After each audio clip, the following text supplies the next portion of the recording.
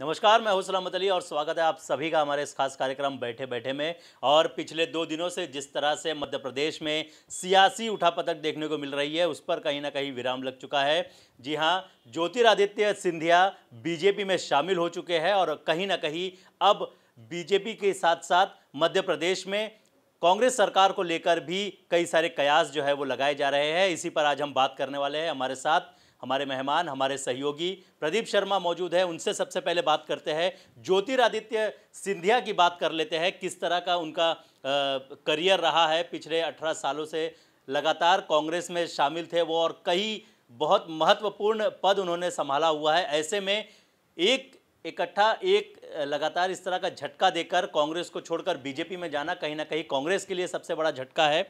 हमारे साथ प्रदीप शर्मा मौजूद है। प्रदीप, क्या कहना चाहेंगे, ज्योतिरादित्य सिंधिया बीजेपी में शामिल होना कितना बड़ा झटका है कांग्रेस के लिए? देखिए, मध्य प्रदेश कांग्रेस के लिए तो काफ़ी बड़ा झटका है, क्योंकि ज्योतिरादित्य सिंधिया मध्य प्रदेश के वरिष्ठ नेता हैं और उन्होंने जिस तरह से 18 महीने की अगर बात करें तो 18 महीने में की कमलनाथ सरकार में पिछले कई महीनों से इस तरह के कयास लगाए जा रहे थे, क्योंकि ज्योतिरादित्य सिंधिया कई बार उनकी नाराजगी सामने आ चुकी थी। क्योंकि जिस तरह से उन्होंने आज भी जब बीजेपी में वो शामिल हुए तो उस दौरान उन्होंने प्रेस कॉन्फ्रेंस में कहा कि कांग्रेस पहले जैसी पार्टी नहीं रही, कांग्रेस में नए चेहरे, नए गुणवत्ता के लोगों की पहचान नहीं हो पा रही है। कई आरोप लगाए हैं, लेकिन जिस तरह से ज्योतिरादित्य सिंधिया के साथ 22 और विधायकों ने जो है इस्तीफा दिया है, तो कहीं ना कहीं अब खतरे में आ चुकी है कमलनाथ सरकार। लेकिन जिस तरह से अल्पमत की बात करें तो उनके पास 7 और विधायक हैं निर्दलीय, लेकिन तब भी सरकार अल्पमत में है। हालांकि जिस तरह से बीजेपी की अगर पूरी मास्टरमाइंड की बात करें तो कहीं ना कहीं ऑपरेशन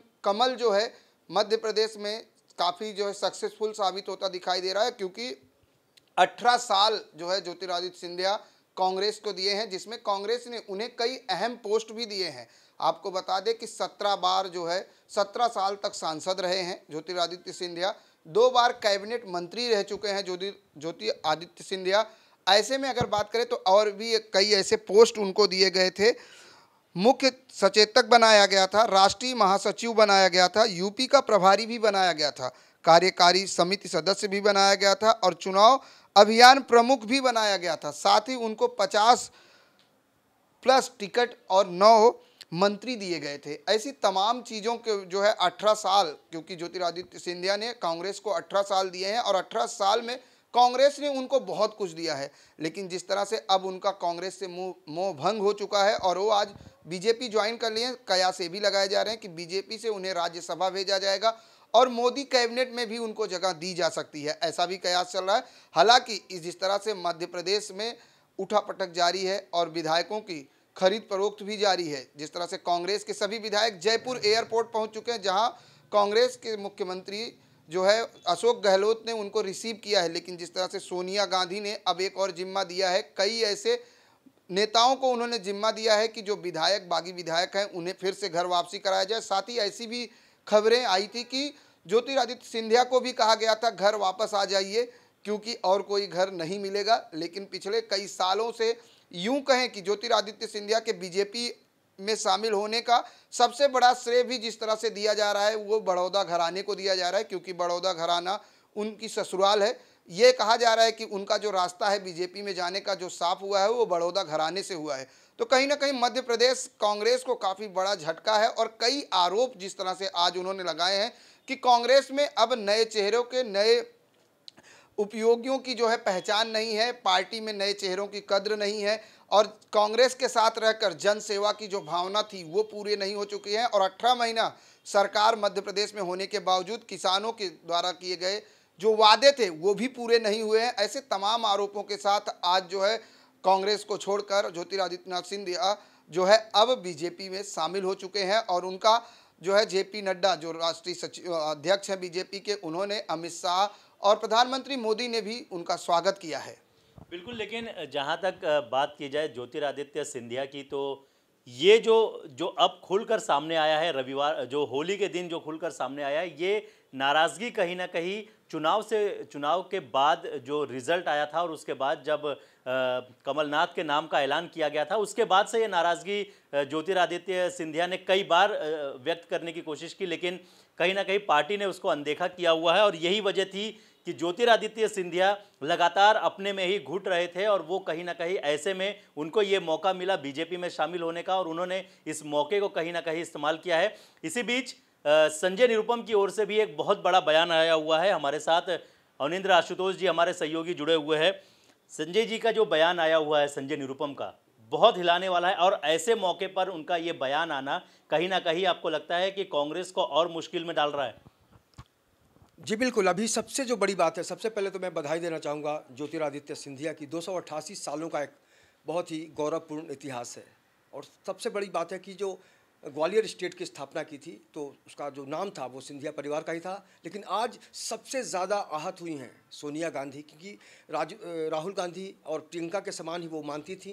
बेटे का एक जो प्यार होता है, स्नेह होता है, वो भी उन्होंने दिया। लेकिन आज क्या कारण है कि उस परिवार को छोड़कर उनको बीजेपी का दामन थामना पड़ा? ऐसे में सबसे बड़ा सवाल है कि उपेक्षा लगातार उनकी हो रही थी। वो बार बार वो ये फरियाद कर रहे थे पार्टी से।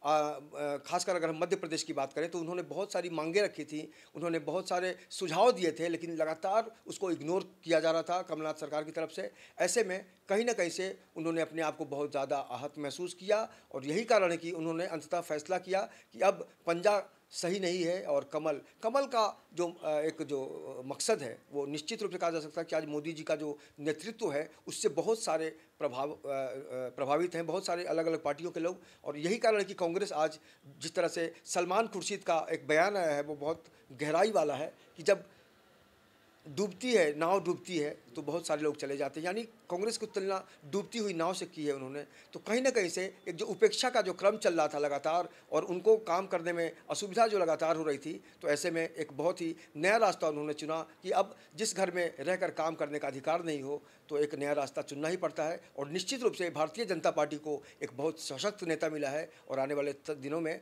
जल्द ही एक नई सरकार देखने को मिलेगी सलामत। लेकिन क्या इससे ये कयास लगाए जा सकते हैं कि कमलनाथ की सरकार अब कहीं ना कहीं गिर सकती है या ख़त्म हो सकती है और फिर एक बार शिवराज सरकार देखने को मिलेगा मध्य प्रदेश में?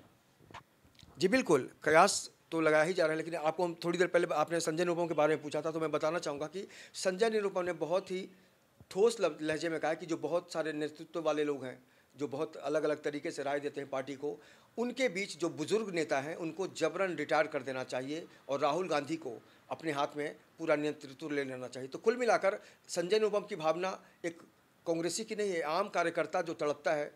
और जिस तरह से महाराष्ट्र में लगातार हमेशा उन्होंने विरोध किया कि कांग्रेस को बाकी पार्टियों के साथ नहीं जाना चाहिए और साथ ही साथ उन्होंने आशंका भी जताई है कि महाराष्ट्र में सब कुछ ठीक ठाक नहीं चल रहा है तो कुछ भी हो सकता है आने वाले दिनों में। लेकिन सबसे बड़ी बात है कि कांग्रेस अभी बिल्कुल खोखली होती जा रही है और निश्चित रूप से जिस तरह से लगातार लोग छोड़ कर पार्टी जा रहे हैं, ऐसे में जो एक बड़ा गंभीर मसला देखने को मिला कि राहुल गांधी से जब सवाल पूछा गया तब उन्होंने उस बारे में कुछ भी नहीं कहा और उन्होंने पेट्रोलियम की जो कीमत है उसमें ध्यान देने की बात की कि देशवासियों को इससे राहत दिलाइए। तो कुल मिलाकर वो असमंजस की स्थिति में राहुल गांधी अभी समझ ही नहीं पा रहे कि ये अचानक क्या हो गया। तो जाहिर सी बात है ये बहुत। इसी बीच राहुल गांधी का जो बयान आया हुआ है कि ज्योतिरादित्य सिंधिया के लिए उनके घर के दरवाजे खुले हुए हैं, ये कहीं ना कहीं अपने आप में एक सवाल खड़ा करता है कि अब भी कहीं ना कहीं कांग्रेस चाहती है या यूँ कहे कि राहुल गांधी चाहते हैं कि ज्योतिरादित्य सिंधिया फिर एक बार आए, बैठे, बात करें, उनको क्या रिक्वायरमेंट है उस पर बात की जाए, चर्चा की जाए, ताकि मध्य प्रदेश में जिस तरह से कांग्रेस को लेकर आगे बढ़ रहे थे उसको और गति दी जा सके। लेकिन इसी बीच ज्योतिरादित्य सिंधिया जो है वो शामिल हो चुके हैं बीजेपी में। लेकिन कहीं ना कहीं अब भी राहुल गांधी का जो बयान आया हुआ है, राहुल गांधी ने ये कहा है कि मेरे घर के दरवाजे हमेशा ज्योतिरादित्यनाथ सिंधिया के लिए खुले रहेंगे। ये इसको किस तरह से देखते हैं आप?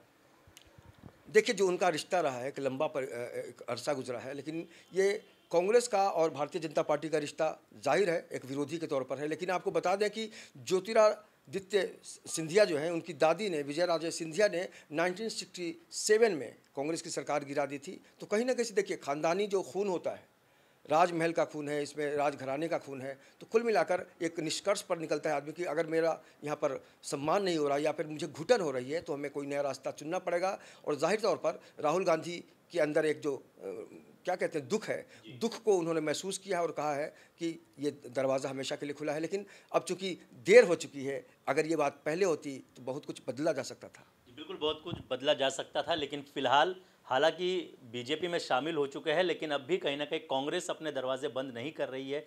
हो सकता है आगे चलकर सिंधिया वापस भी आ सके, हो सकता है सरकार गिर जाए मध्य प्रदेश की, या हो सकता है कोई नई तस्वीर देखने को मिले। फिलहाल इसी तस्वीर का हम इंतज़ार करेंगे और बैठे बैठे में हमारे इस खास कार्यक्रम में फ़िलहाल के लिए बस इतना। तो मुझे और मेरी पूरी टीम को दीजिए इजाज़त। नमस्कार।